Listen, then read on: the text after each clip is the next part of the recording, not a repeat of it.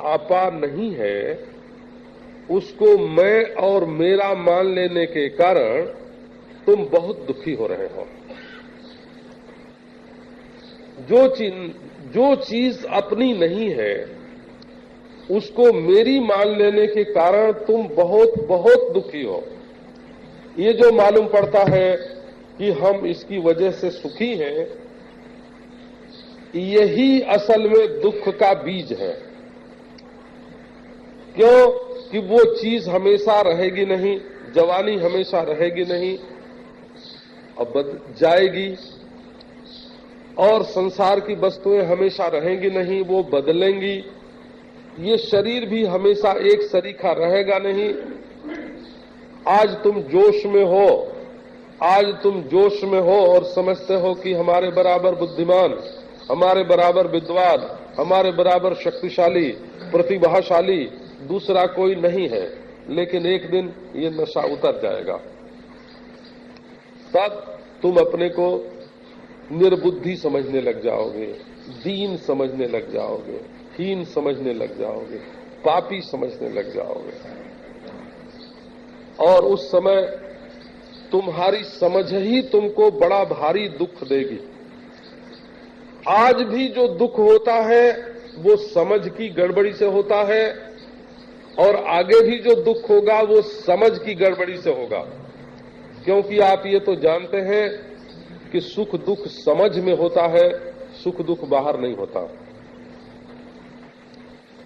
सुख दुख कहाँ होता है? आप जानते हैं सुख दुख का वजन कितना है? आप जानते हैं सुख दुख की लंबाई चौड़ाई कितनी है? आप जानते हैं सुख का रंग रूप क्या है? आप जानते हैं सुख दुख की उम्र कितनी है? आप जानते हैं सुख दुख का विस्तार कितना है? सुख दुख की लंबाई चौड़ाई, सुख दुख का की उम्र, सुख दुख का वजन, सुख दुख का रंग रूप। आपने कभी इंद्रियों से सुख और दुख को देखा है? ये सुख दुख जितने होते हैं वो सारे के सारे दिल में होते हैं, वो सारे के सारे मन में होते हैं। ये तो बड़ी बढ़िया युक्ति है हमारे जीवन के लिए, एक सर्वश्रेष्ठ तरकीब है ये। क्या कि जब हम ये जान जाते हैं कि हमारे मन की गड़बड़ी से ही हमको सुख दुख होता है, तो मन ठीक हो जाए तो दुनिया में जो सुख दुख की पराधीनता है वो मिट जाए। तो मन कैसे ठीक होता है? तो मन समझ से ठीक होता है। मन के माँ बाप कौन है? मन के माँ बाप कौन है? कि समझदारी। आप ये बात ध्यान में रख लो, जिस चीज को आप प्यारी और सुख देने वाली समझते हो उसको पाने का मन होता है, और जिसको आप दुख देने वाली दुश्मन समझते हो उसको छोड़ने का मन होता है। तो ये मन में जो पाने और पकड़ने की इच्छाएं होती हैं और छोड़ने की इच्छाएं होती हैं, ये तुम्हारी समझ के मुताबिक होती हैं, समझ के अनुसार होते हैं। मन से बड़ा कौन है? का समझ। और समझ से बड़ा कौन है? का अनुभव।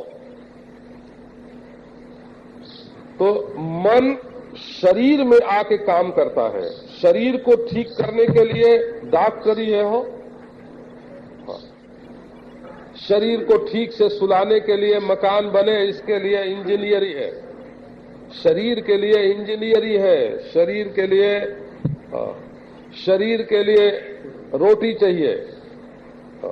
शरीर को ठीक रखने के लिए रोटी बनाने का विज्ञान चाहिए, मकान बनाने का विज्ञान चाहिए, मोटर बनाने का विज्ञान चाहिए। शरीर को ठीक रखने के लिए डॉक्टर चाहिए, लेकिन मन को ठीक रखने के लिए अच्छी समझ चाहिए। आपको ये बात मालूम है, सड़क पर आप चलते रहते हैं, कोई एक्सीडेंट हो जाए तो आप बिना उसकी ओर देखे ही चाहते हैं कि हम निकल जाएं, बच जाएं। लेकिन ये मालूम पड़ जाए कि आपका कोई रिश्तेदार है तो आगे जाके भी फिर से लौट के आवेंगे। तो एक्सीडेंट में दुख नहीं है, आपकी ममता में दुख है। दुख एक्सीडेंट में नहीं होता, दुख ममता में होता है। हम लोग काशी में मणिकर्णिका घाट के पास कचौरी गली है काशी में, तो पढ़ते समय हमारे ब्राह्मणों की ये मर्यादा थी कि कच्ची रसोई तो हम दूसरे के यहां नहीं खा सकते थे, पक्की रसोई खा लेते थे। तो कभी कभी जाके कचौरी गली में बैठते थे। 12 बरस की उम्र से तो उस गली से मुर्दे निकलते, मुर्दे 100 50 आदमी, राम नाम सत्य है, राम नाम सत्य है, राम नाम सत्य है। कोई दुख नहीं होता, हंसते रहते, खाते रहते। और यदि कभी कदाचित उन मुर्दों के साथ जाने वालों में कोई अपना आदमी दिख जाता और पूछ लेते कौन है? और अपना रिश्तेदार निकल आता तो खाना पीना छोड़ के और तुरंत उसके साथ हो जाना पड़ता। तो वो दुख कहां से आता? दुख किसी के मरने का नहीं होता है, दुख अपनेपन का होता है, ममता का होता है। तो अपना है। अच्छा, तो अपने ममता में कई तरह की ममता होती है। जैसे एक काम हम लोग कर रहे हैं एक उद्देश्य से, तो उनसे साथी पने की ममता हो जाती है। हमारा और उनका विचार अगर मिलता हुआ है, हम नहीं जानते, रहते हैं रूस में, रहते हैं अमेरिका में, हमारी उनकी जान पहचान नहीं है, पर हम जिन बातों को अच्छी समझते हैं उसी का उनके द्वारा प्रचार हो रहा है, तो उनके विचार में ममता होती है। विचार में ममता होती है, लक्ष्य में ममता होती है, संकल्प में ममता होती है। गांधी जी की मृत्यु का दुख हुआ, बहुत दुख हुआ। क्यों हुआ है? क्योंकि जो काम वो कर रहे थे उस काम में अपनी बड़ी महत्व बुद्धि थी, बड़ी ममता थी, पर दुख वहां से नहीं आया। दुख का परिणाम ऐसे समझो कि जो बीज होता है उसी में से अंकुर निकलता है।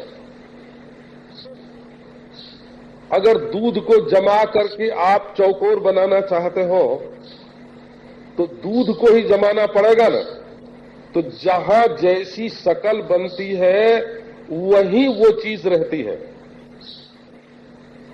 आटे की रोटी बनती है, अंगूर के बीज में से ही अंगूर का वृक्ष निकलता है।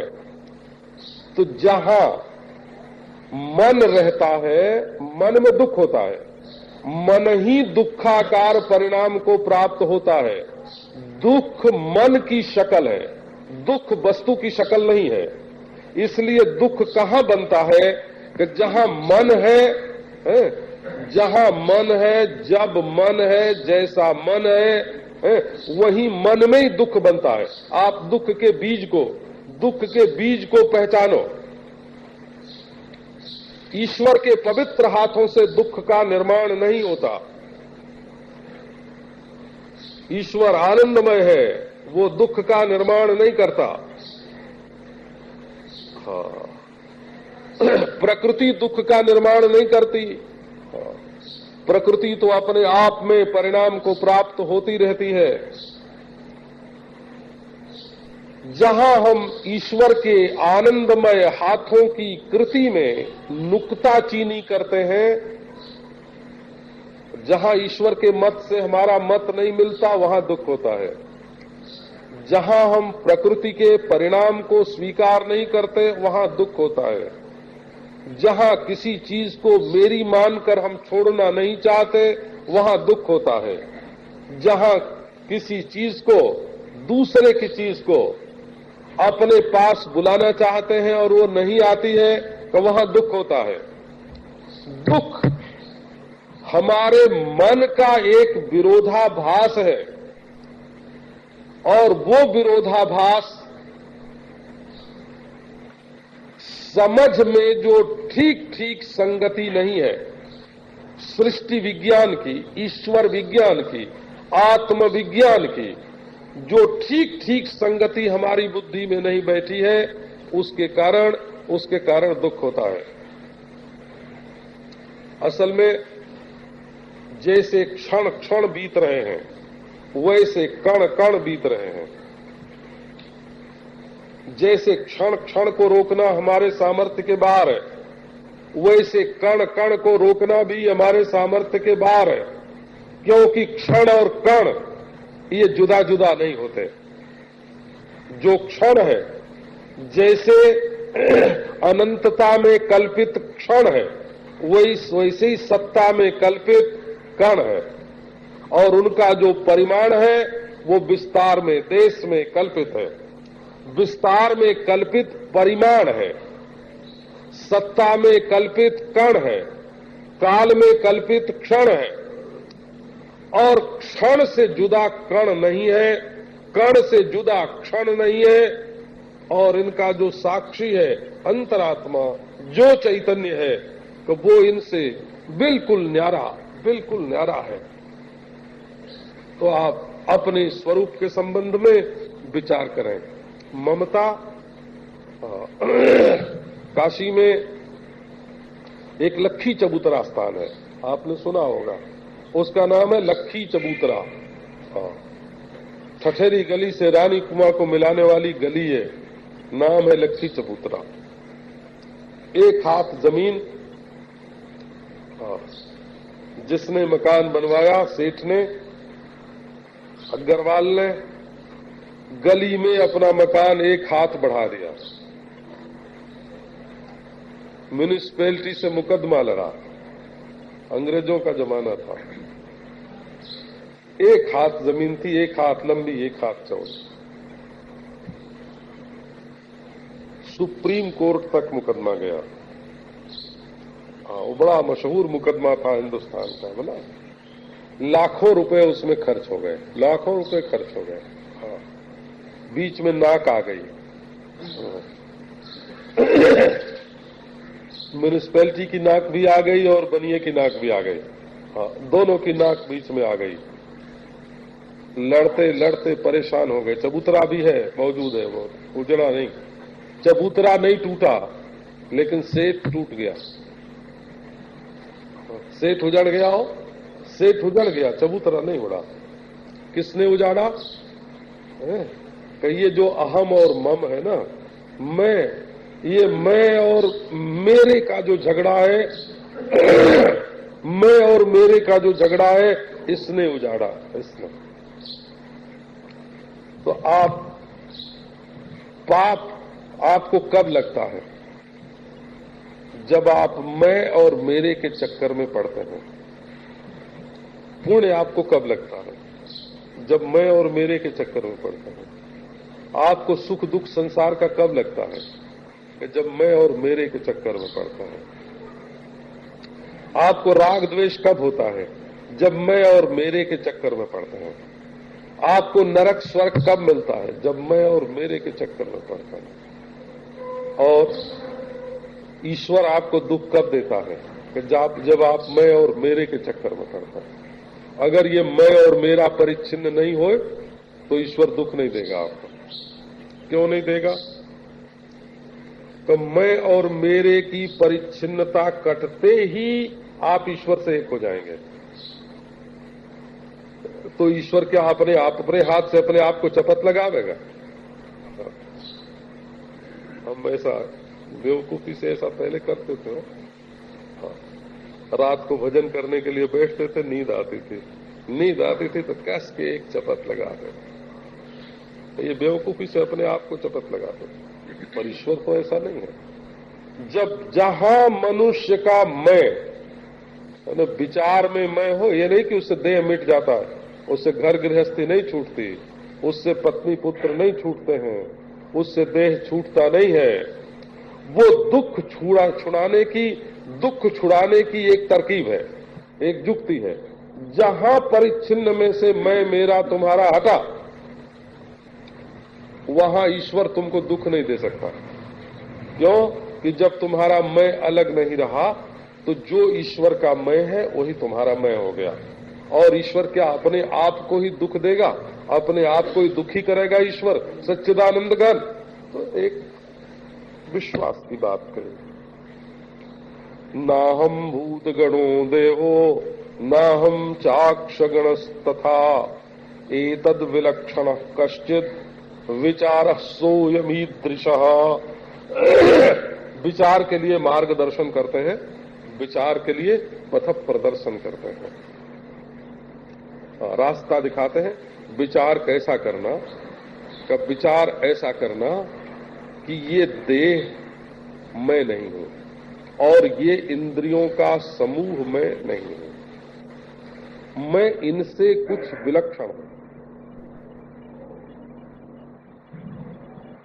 तो ऐसा विचार जब करोगे तो सारी परिच्छिन्नताएं कटती जाएंगी, सारे बंधन कटते जाएंगे।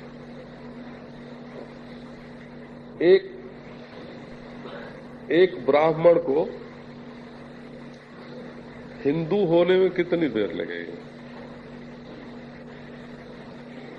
वो ब्राह्मण पने के अभिमान से क्षत्रिय वैश्य शूद्र को अपने से जुदा समझता है। ब्राह्मण पने का अभिमान छूट गया, हिंदू तो वो है ही है। अच्छा, एक हिंदू को मनुष्य होने में कितनी देर लगेगी? है? आप समझते हैं? मैंने हिंदू संप्रदाय का अभिमान करके, झूठा अभिमान, बिल्कुल अविचार मूलक।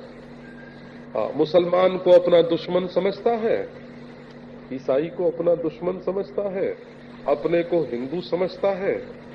ये मानसिक परिस्थिति है उसकी कि कोई तात्विक परिस्थिति है? अपने में जो हिंदुत्व है वो क्या पंचभूत में हिंदुत्व है? वो क्या शरीर में हिंदुत्व है? मानस वासनाओं में ही तो, संस्कारों में ही तो हिंदुत्व है ना। उसको अपने को मनुष्य समझने में कितनी देर लगेगी? मनुष्य होने में उसको कौन सा साधन करने की जरूरत है? जिस हिंदुत्व के अभिमान से वो मुसलमान और ईसाई को दुख देता है और उनको नीच समझता है और उनका तिरस्कार करता है, उस अभिमान के छूटने मात्र से वो मनुष्य है कि नहीं है? अच्छा, तो एक मनुष्य को जीव होने में कितनी देर लगती है? कौन सा परिश्रम वो करे तो मनुष्य जीव हो जाए? कि जैसे हिंदू को मनुष्य होने के लिए परिश्रम की अपेक्षा नहीं है, साधना की जरूरत नहीं है, हिंदुत्व का अभिमान छूटने मात्र का विलंब है, इसी प्रकार एक मनुष्य को जीव होने के लिए, एक मनुष्य को जीव तो वो पहले से है, बीज विशिष्ट जो सत्ता है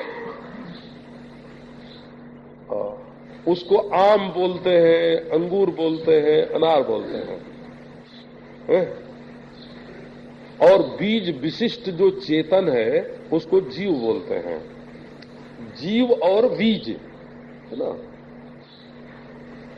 एक संस्कार को पकड़ लिया, मिट्टी कोई संस्कार नहीं पकड़ती है, पानी कोई संस्कार नहीं पकड़ता है। थोड़ी देर के लिए संस्कार उसमें लगते हैं, वो आम दिखता है, वो अंगूर दिखता है, और संस्कार से रहित करके देखो तो सिवाय पंचभूत के उसमें और क्या है? संस्कार नाम का कोई तत्व ही नहीं है। तो ये जीवत्व जो है ना, जीवत्व, बीज विशिष्ट चेतन को जीव बोलते हैं। जब तुम एक प्रकार के संस्कारों का अपने आप में आरोप कर लेते हो, मैं ब्राह्मण हूं, मैं सन्यासी हूं, मैं हिंदू हूं, मैं मनुष्य हूं, मैं पापी हूं, पुण्यात्मा हूं, सुखी हूं, दुखी हूं, जीव हूं, ये दुख देता है।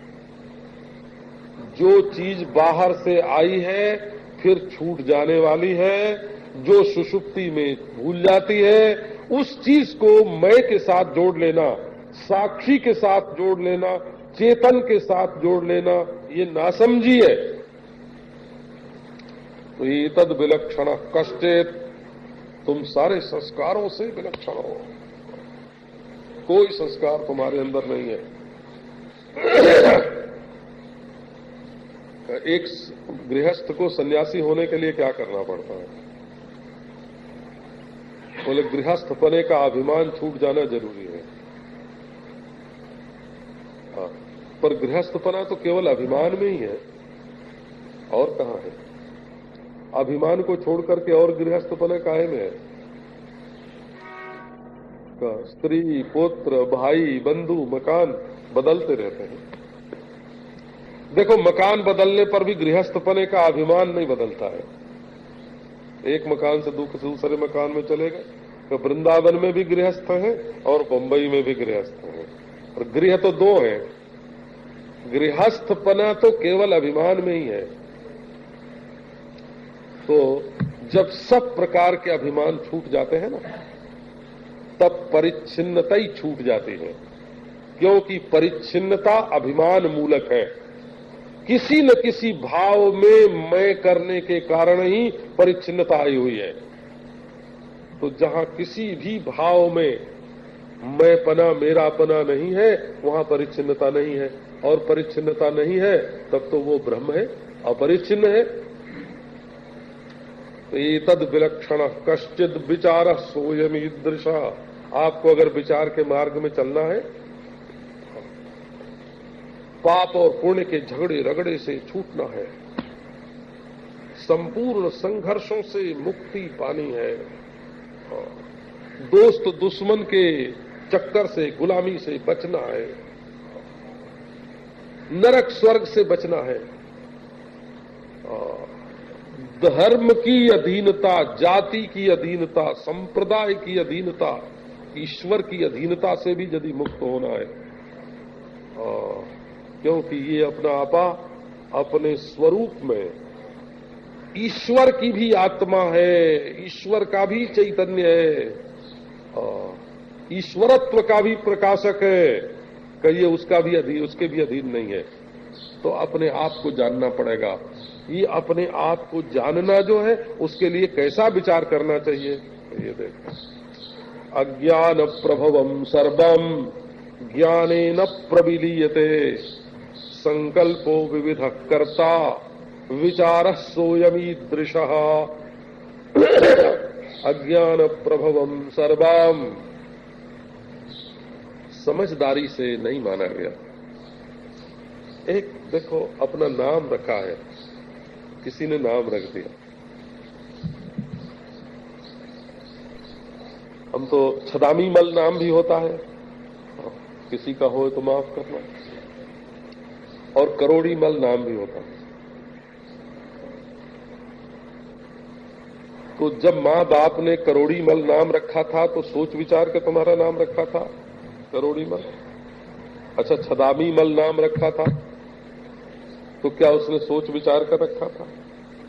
अच्छा, तुमने अपना नाम करोड़ी मल या छदामी मल माना था तो क्या सोच विचार करके माना था? तो क्यों नहीं कबूल करते हैं? ये जो हम अपना नाम मानते हैं करोड़ी मल और छदामी मल, ये न तो विचार पूर्वक किसी ने रखा है, न तो विचार पूर्वक मैंने माना है।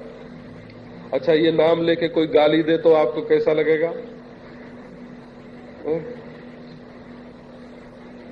अविचार से नाम रखा गया, अविचार से नाम माना गया। अच्छा, गाली देने वाला अविचार से ही गाली देता है, क्योंकि गाली का वास्तविकता के साथ तो कोई संबंध नहीं है। आपको दुख क्यों होता है? ये आपकी मानसिक गड़बड़ी है कि माँ बाप वाली गड़बड़ी है? माँ बाप ने आपका ये नाम रखा, ये उनकी गलती है। आपने अपना ये नाम माना, आपकी गलती है। उसने गाली दी, उसकी गलती है, कि ये आपके मन की गड़बड़ी है जो गाली आपको दुख दे रही है। तो विचार में तो बड़ा भारी सामर्थ्य है।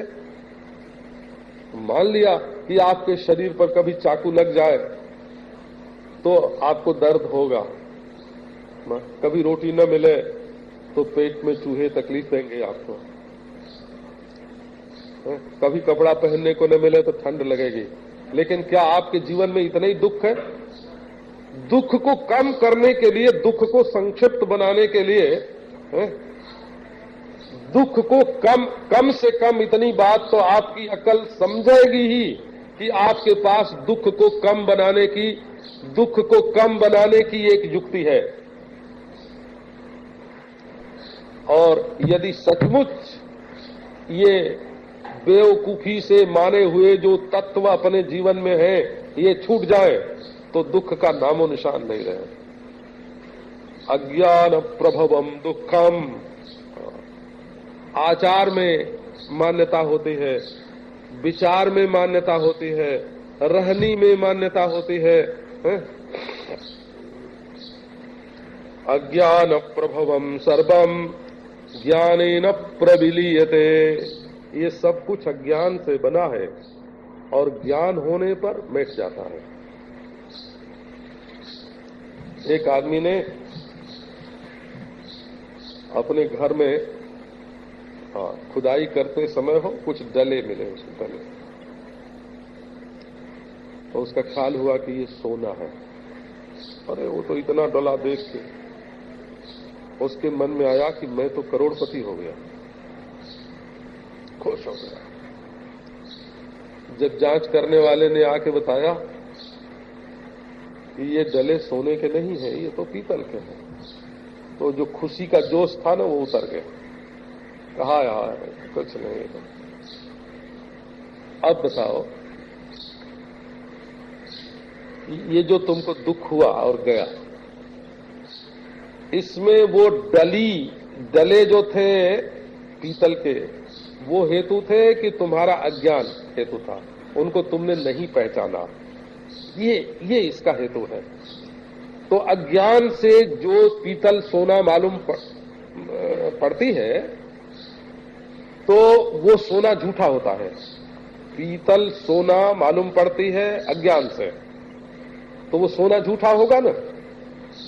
अच्छा, और ज्ञान से सोना मिट गया, पीतल हो गया, फिर तो वो पीतल का सोना होना भी गलत है अज्ञान से, और पीतल का सोने का पीतल होना भी गलत है। क्यों कि दोनों अज्ञान, एक में ज्ञान से जो चीज मिट जाती है वो असली नहीं होती, और अज्ञान से जो चीज बन जाती है वो भी असली नहीं होती। तो असल में इस सृष्टि में ये जो मैं और मेरा बना है, ये सृष्टि के मूल तत्व के अज्ञान से मैं और मेरा बना है। ये दुख देता है, सुख देता है, सुख भी देता है, दुख भी देता है, और सृष्टि के मूल तत्व के ज्ञान से ये मैं मेरा मिट जाता है।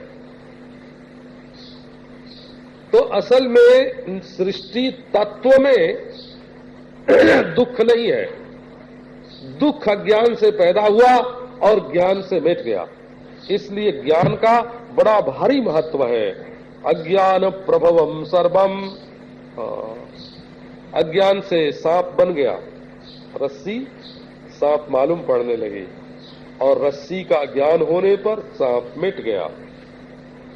इसका अर्थ है सांप झूठा। जो चीज अज्ञान से मालूम पड़ती है सो झूठी, और जो ज्ञान से मिट जाती है सो भी झूठी है। इसलिए सच्ची चीज कौन है? तो सच्ची चीज अपना आत्मा है। अपने आत्मा के सिवाय दूसरी कोई भी वस्तु सच्ची नहीं है।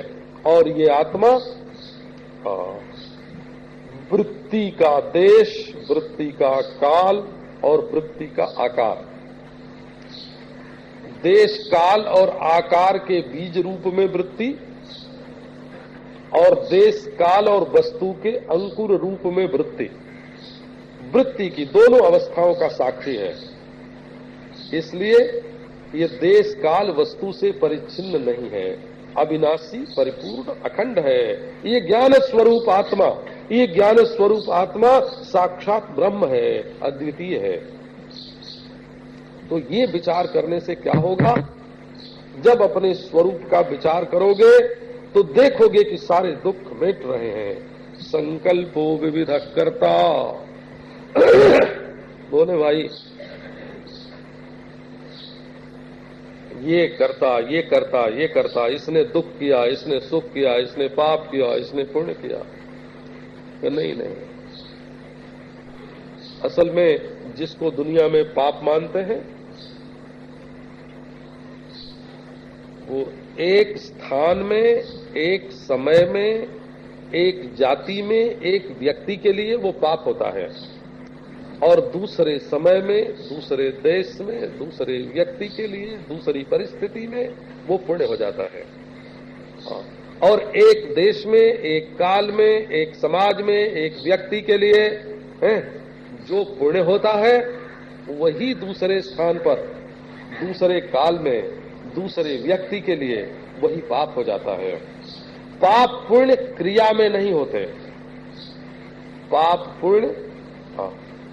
पुण्य संस्कार में होते हैं, पाप पुण्य संविधान में होते हैं, पाप पुण्य तत्व में, वस्तु में नहीं होते हैं।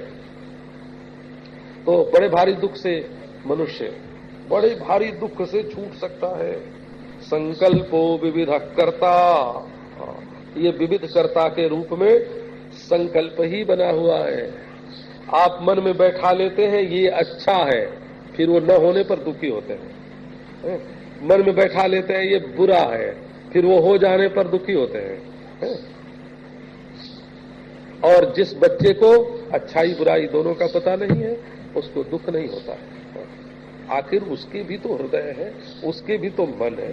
देखो एक आग जलने वाली चीज है, बच्चा जल जाता है तो उसको भी तकलीफ होती है, और समझदार जल जाता है तो उसको भी तकलीफ होती है। तो आग अगर दुख है तो सबको दुख है। जो वस्तुनिष्ठ जहां सुख और दुख होता है वहां वो सबको अपने से प्रभावित करता है।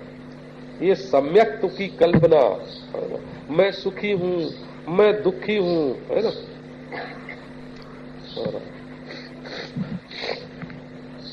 ये महात्मा लोग बड़े विचित्र होते हैं। एक बार महाराज सनक, सनंदन, सनातन, सनत कुमार चारों कहीं जा रहे, सामने मिले गौरी शंकर। तो वो तो 5-5 बरस के बच्चे, नंगे रहने वाले तत्वज्ञानी शंकर जी को भी अपना स्वरूप जाने, प्रणाम ही नहीं किया। प्रणाम नहीं किया तो शंकर जी जानते थे बहुत अच्छे हैं, वो तो हंसी आ गई उनको। देखो कैसे भोले भाले बालक की तरह रहते हैं। पार्वती जी को आया गुस्सा, तुम लोग सिर उठाए जा रहे हो, प्रणाम करने का तुमको शऊर नहीं है। एटिकेट भी तो बहुत दुख देता है ना। संस्कृत में एक शब्द है इतिकृत्य, एटिकेट भी अलग अलग होता है। देखो हमारे हिंदुस्तान में ही अब से 50 बरस पहले जो स्त्रियों का एटिकेट था वो अब है क्या है? हाँ, और बदलता रहता है। हाँ, जो विलायत में है सो यहाँ नहीं है, जो अब है सो तब नहीं था। हाँ, और इसी को पकड़ करके लोग अपने को बड़ा भारी समझते हैं, और जो अब है वो आगे नहीं रहेगा। तो बदलता रहेगा ना, समय से बदलेगा, स्थान से बदलेगा, जाति जाति में बदलेगा। हाँ, ये तो बदलता रहेगा। तो अवधूतों में प्रणाम नमस्कार करने का एटिकेट ही नहीं है। हाँ, इति कृत्य बोलते हैं संस्कृत में उसको, इति कर्तव्यता, इति कृत्य। हाँ, नहीं है। गौरी को बड़ा क्रोध आया, बोले तुम बालक होकर शंकर जी को नमस्कार नहीं करते, तो जाओ ऊँट हो जाओ। अब ऊँट हो गए, ऊँट हो गए, बहुत दिन हो गए। तो एक दिन गौरी के मन में आया कि मैंने उनको ऊँट होने को कहा तब भी वैसे ही, और वो हंसते हुए जा रहे थे तब भी वैसे ही, और मैंने ऊँट होने को कह दिया तब भी वैसे ही। बात क्या हुई, चलो देखें अब उनका क्या हाल चाल है। हाँ, तो शंकर जी ने कहा चलो। अब वो आके देखते हैं तो एक नीम के नीचे बैठे हैं मौज से। तो क्या हाल चाल है भाई? तो बहुत बढ़िया है महाराज, आपने तो बड़ी कृपा करी हमारे ऊपर। स्नान करना पड़ता था, भिक्षा मांगनी पड़ती थी, खाना पड़ता था।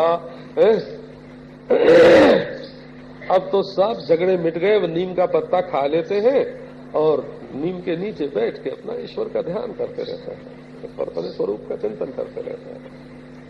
तो ये जब मनुष्य ऐसा समझता है ना, ये दीनहीन कौन होता है?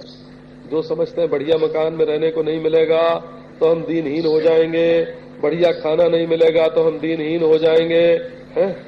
हाँ, भौतिक उन्नति की बात दूसरी है ना। ये बात हम किनके लिए कर रहे हैं?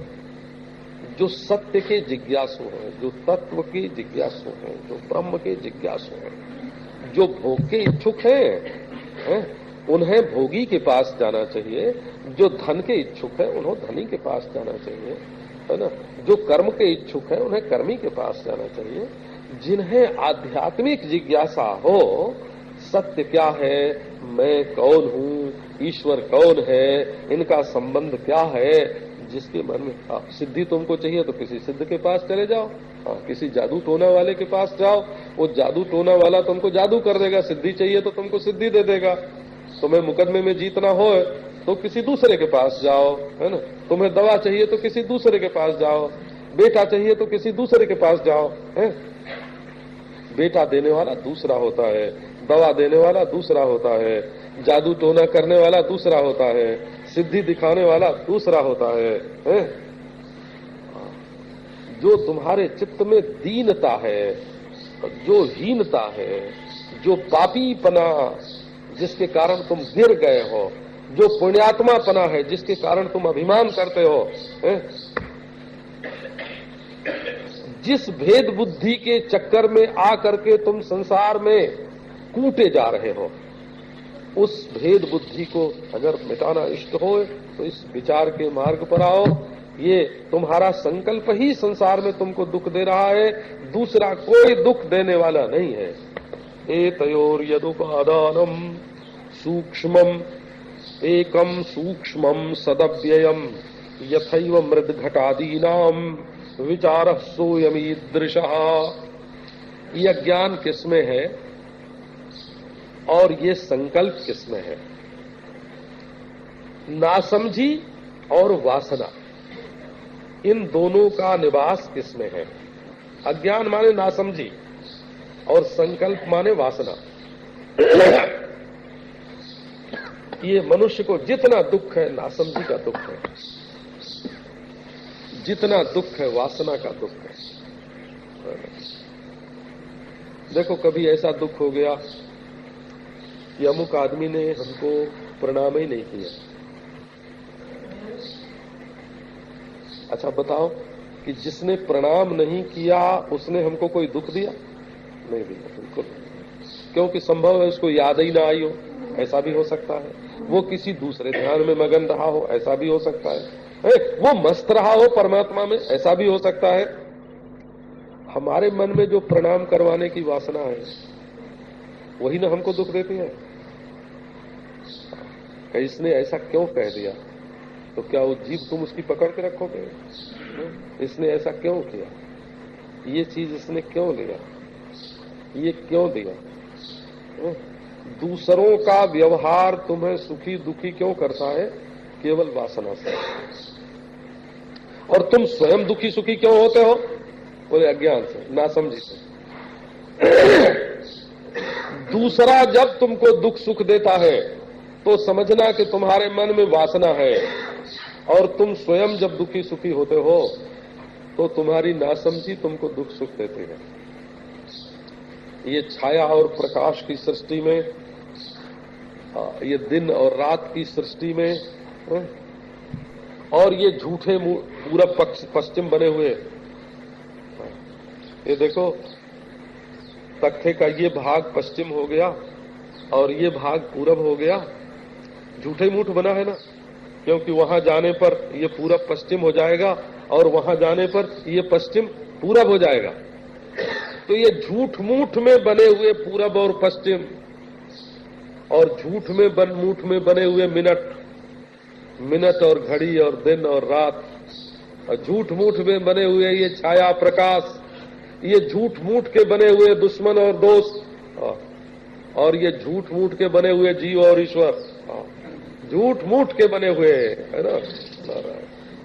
इतना दुख देते हैं, इतना दुख देते हैं, इतना दुख देते हैं कि आदमी सत्य, झूठा ईश्वर भी रुलाता है और झूठा जीव भी रुलाता है। ये झूठ के बने हुए मिनट सेकेंड जैसे दुख देते हैं ना। एक दिन क्या हुआ, एक आर्य समाजी सज्जन है, तो ज्योतिष वोतिष नहीं मानते हैं, मुहूर्त नहीं मानते हैं, दिल्ली की बात है। उनके बेटे की शादी थी। अब मिश्रा जी अपने हैं ना, विपिन जी, इनके घर में ही रहते, आर्य समाजी है जरा। तो उन्होंने कहा देखो 6 बजे बारात निकलेगी और 10 बजे शादी होगी, अपनी ओर से निश्चय कर लिया। अब वो बारात निकलने में महाराज है ना, मोटर ठीक समय पर नहीं आई, लोग इकट्ठे नहीं हुए, 6 बजे बारात नहीं निकली। अब वो पांव पीटे, चिल्लाए, गाली दे कि मुहूर्त बिगड़ा जा रहा है। वो ज्योतिष नहीं मानते थे बोला, अपना बनाया हुआ मुहूर्त बिगड़ रहा था, टाइम टल रहा था। अरे खुद ही 6 बजे बनाया था, अगर विधि नहीं बैठती तो खुद उसको 7 बजे कर लो, उसमें क्या बात हो गई। तुम्हारा ही बनाया हुआ तो है, तुम्हारा ही बनाया हुआ तो है। तो बोले अरे 9:30 बजे विवाह हो ही जाना चाहिए, आर्य समाजी विधि से होना चाहिए। तो बाबा तुम कोई ज्योतिष तो मानते नहीं, अगर 9:30 बजे की विधि नहीं बैठी तो 10 बजे हो जाने दो, 10:30 बजे हो जाने दो। ये हम काय को बताते हैं कि जैसे मकड़ी खुद जाला फैलाती है और उसमें खुद फंस जाती है, इसी प्रकार ये आदमी अपने संकल्प से जाला फैलाता रहता है और उसमें फंसता रहता है और दुख भोगता रहता है। कभी ईश्वर के वियोग में रोता है तो कभी ईश्वर के संयोग में खुश होता है। क्या ईश्वर का संयोग वियोग होता है? कभी ईश्वर का वियोग होता है, अपना बनाया हुआ वियोग अपने को दुख देता है। क्या ईश्वर नए सिरे से आके कभी मिलता है, संयोग होता है? अरे ईश्वर का संयोग है तो नित्य है और वियोग कभी है ही नहीं है। ऐसे ईश्वर के लिए जब हम वियोग में दुखी होते हैं तो हमारा मन दुखी होता है, मन ही तो दुख देता है ना। लेकिन असल में जैसे ईश्वर का वियोग मानकर हम दुखी होते हैं, वैसे ही संसार की वस्तुओं का वियोग मान करके भी दुखी होते हैं। वो अपना मन ही दुख देता है, ईश्वर दुख नहीं देता, तत्व दुख नहीं देता, आत्मा दुख नहीं देता, प्रकृति दुख नहीं देती। कहीं सत्य में, ज्ञान में, आनंद में रत्ती भर भी कोई अंतर नहीं है, वासना दुख देती है। तो ये संकल्प और अज्ञान, अज्ञान और संकल्प, इन दोनों का उपादान क्या है? इन किसमें किससे क्यों कैसे ये मालूम पड़ते हैं। आओ अब उसका विचार करें।